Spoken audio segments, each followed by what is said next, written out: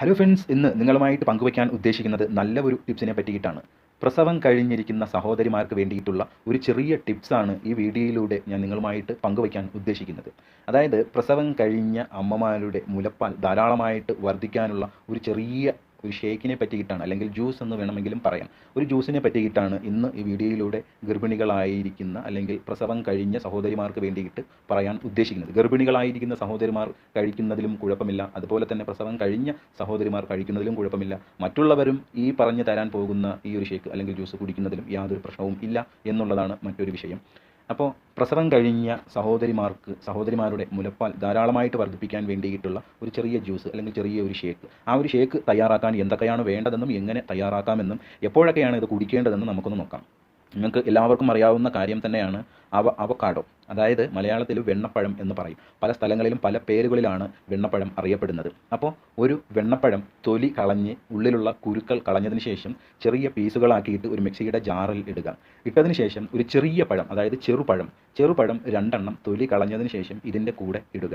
കൂട്ടത്തിൽ 1 സ്പൂൺ തേനും ഒഴിക്കുക. ഒഴിച്ച് കഴിഞ്ഞതിന് ശേഷം 1/2 കപ്പ് വെള്ളവും ഒഴിച്ച് ഇവയെല്ലാം നല്ല രീതിയിൽ നന്നായിട്ടൊന്ന് അടിച്ച് എടുക്കുക. അടിച്ചെടുത്ത ഈ ഒരു മിശ്രിതക്കൂട്ട് നിങ്ങളുടെ രാവിലത്തെ ഭക്ഷണം കഴിച്ച് കഴിഞ്ഞതിന് ശേഷം മാത്രം രാവിലത്തെ ഭക്ഷണം കഴിച്ച് ഒരു അരമണിക്കൂർ കഴിഞ്ഞതിന് ശേഷം മാത്രം ഇത് ചെയ്ത് കുടിക്കുക. ഇത് കുടിക്കേണ്ട ദിവസം എങ്ങനെയാണെന്ന് വെച്ച് കഴിഞ്ഞാൽ 7 ദിവസത്തെ കണക്ക് എടുക്കുക. 7 ദിവസത്തിൽ 4 ദിവസം കുടിക്കുക. 1-ാമത്തെ ദിവസം കുടിക്കുകയാണെങ്കിൽ 2-ാമത്തെ ദിവസം കുടിക്കരുത്. 3-ാമത്തെ ദിവസം കുടിക്കുക. 4-ാമത്തെ ദിവസം കുടിക്കരുത്. 5-ാമത്തെ ദിവസം കുടിക്കുക. 6-ാമത്തെ ദിവസം കുടിക്കരുത്. 7-ാമത്തെ ദിവസം കുടിക്കുക. അപ്പോൾ ഇങ്ങനെ ഒരാഴ്ച കണക്കിൽ ഈ പറഞ്ഞ ദിവസങ്ങളിൽ ഇടവിട്ട് ഇങ്ങനെ കുടിച്ച് കൊണ്ടേ ഇരിക്കുക.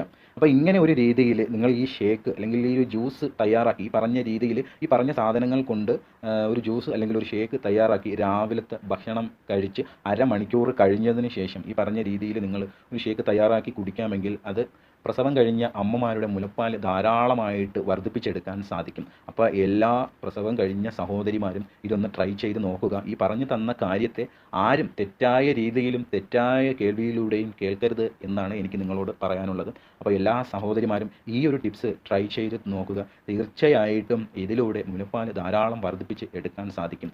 അവക്കാഡോ, അതുപോലെ തന്നെ ചെറുപഴം, തേന്, ഇങ്ങനെയുള്ള കാര്യങ്ങൾക്കൊക്കെ ആരോഗ്യ ഗുണങ്ങൾ ധാരാളം അടങ്ങിയിട്ടുണ്ട്. അതുകൊണ്ട് തന്നെയാണ് നിങ്ങൾക്ക് വേണ്ടിയിട്ട് ഞാൻ ഈ ഒരു വീഡിയോ സെലക്ട് ചെയ്തത്.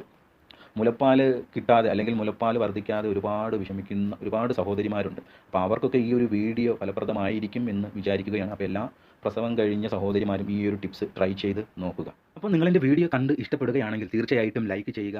അഥവാ ഇഷ്ടപ്പെട്ടില്ല എന്നുണ്ടെങ്കിൽ ഡിസ്ലൈക്ക് ചെയ്യാനും മറക്കരുത്. നല്ല നല്ല കമൻറ്റുകൾ അയയ്ക്കുക. ഇതിനോടൊപ്പം തന്നെ ഈ ഒരു അറിവ് നിങ്ങളുടെ കൂട്ടുകാരിലേക്ക് ഷെയർ ചെയ്ത് കൊടുക്കുകയും ചെയ്യുക. മറക്കാതെ എൻ്റെ യൂട്യൂബ് ചാനൽ സബ്സ്ക്രൈബ് ചെയ്യുക. ഇനിയും നല്ല നല്ല അറിവുകൾ നിങ്ങളുടെ മൊബൈലിൽ ലഭിക്കുവാൻ വേണ്ടിയിട്ട് ബെല്ലെന്ന ഐക്കണും ഓപ്പൺ ആക്കി ഇടാൻ മറക്കരുത്. ലോകമെമ്പാടും പടർന്നുകൊണ്ടിരിക്കുന്ന കൊറോണ എന്ന മാരകമായ അസുഖത്തെ ഈ ലോകത്തു നിന്നും തന്നെ ദൈവത്തിൻ്റെ അനുഗ്രഹത്തോടു കൂടി തുളച്ചു മാറ്റട്ടെ എന്ന് പ്രാർത്ഥനയോടൊപ്പം കൊറോണ അസുഖം ബാധിച്ച് ഹോസ്പിറ്റലുകളിലും വീടുകളിലും പല സ്ഥലങ്ങളിലും കഴിയുന്ന ഒരുപാട് പേരുണ്ട്. കൊറോണ അസുഖം മാത്രമല്ല, പല തരത്തിലുള്ള അസുഖങ്ങൾ ബാധിച്ച് കിടക്കുന്ന ഒരുപാട് പേരുണ്ട്. അവരുടെയൊക്കെ അസുഖങ്ങളെ പൂർണ്ണമായിട്ടും ദൈവത്തിൻ്റെ അനുഗ്രഹത്തോടെ മാറ്റി കൊടുക്കട്ടെ. അതുപോലെ തന്നെ കുട്ടികളില്ലാതെ വിഷമിക്കുന്ന ഒരുപാട് പേരുണ്ട്. അവർക്കൊക്കെ കുട്ടികളെ കൊടുത്ത് ദൈവം അനുഗ്രഹിക്കട്ടെ എന്ന് പ്രാർത്ഥിച്ചുകൊണ്ട് ഈ വീഡിയോ അവസാനിപ്പിക്കുകയാണ്. Thank you for watching my video.